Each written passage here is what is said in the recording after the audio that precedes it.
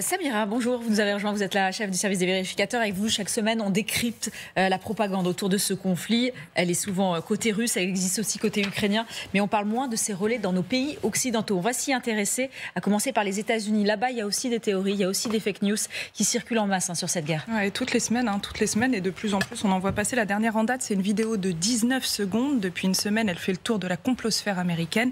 Zelensky est accusé de vouloir enrôler les enfants américains dans ses troupes. On écoute l'extrait, on vérifie après. Les États-Unis devront envoyer leurs fils et leurs filles exactement de la même manière que nous envoyons nos fils et nos filles à la guerre. Et ils devront se battre, parce que c'est de l'OTAN dont il s'agit. Et ils mourront, Dieu nous en préserve, car c'est une chose horrible. Donc on est allé rechercher la vidéo originale, elle date du 24 février, donc la semaine dernière, au moment où Zelensky faisait sa conférence de presse à Kiev pour la date anniversaire de l'invasion russe. C'est là qu'un journaliste, vous le voyez, l'interroge sur le nombre croissant d'Américains qui pensent que les États-Unis en donnent trop à l'Ukraine. Zelensky répond, non pas en 19 secondes, mais en 3 minutes. Et forcément, quand on donne le contexte avec la version longue, c'est plus tout à fait la même histoire. On écoute. Si l'Ukraine, en raison de diverses opinions et de l'affaiblissement et de l'épuisement de l'aide, perd, la Russie entrera dans les États baltes, les États membres de l'OTAN.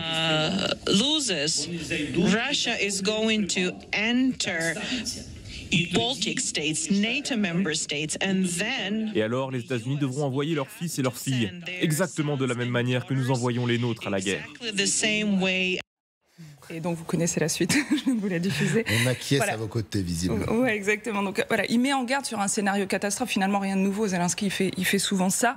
Mais à aucun moment, il ne demande l'engagement immédiat des enfants américains dans cette interview. Maintenant, je vous propose de retracer l'histoire de cette fake news, son parcours. Et c'est là que ça devient intéressant. Au départ, la vidéo, elle est partagée par un média américain très conservateur, anti-Biden. Elle est reprise ensuite par des gros comptes, toujours américains, certifié sur Twitter. Elle a même atteint plus de 7,5 millions de vues, parfois sur certains posts. Et dans le lot, on a beaucoup d'influenceurs de la droite conservatiste américaine jusqu'au sénateur républicain Mike Lee. Depuis, il a supprimé son tweet, mais comme on l'a archivé, je vous le montre. Finalement, le plus important dans cette histoire, c'est ça, c'est que ce sont d'abord les Américains qui diffusent la fake news et cette propagande anti-Zelensky. Les Russes n'ont qu'à se servir, et c'est ce qu'ils feront d'ailleurs, une semaine après, vous le voyez, le post de Soloviev sur Telegram, et ça fait 225 000 vues en plus pour cette fake news. Samira, c'est pas la première fois d'ailleurs que les complotistes américains dégainent plus vite que leurs amis russes. Non, c'est vrai. On a parlé d'ailleurs de la théorie la plus symbolique, on l'a traitée sur ce plateau. Rappelez-vous, c'est cette histoire de laboratoire biologique développé secrètement en Ukraine avec l'aide de Washington pour fabriquer des armes chimiques. Cette théorie, elle a cartonné. Pourquoi ? Parce qu'elle a été relayée par un certain Alex Jones. C'est l'un des conspirationnistes les plus suivis aux États-Unis. C'est une figure des QAnon. Sauf qu'on n'a pas le début du commencement d'une preuve sur cette théorie. Et surtout, et c'est ce que nous ont rappelé plusieurs chercheurs à l'époque, ces réseaux, ces laboratoires étaient bien connus avant la guerre. Donc ces accusations de fabrication secrète ne tiennent pas la route. Et encore là, je vous passe toutes les théories sur la guerre qui n'existe pas. Sur Bill Gates qui critique Zelensky et sa gestion de la corruption. Tout ça a été vérifié, tout ça a été démonté. N'empêche que les Américains qui relaient des discours du Kremlin, c'est quand même du pain béni pour la propagande russe. Ils s'en servent volontiers. C'est comme ça qu'on retrouve, vous le voyez, Tucker Carlson.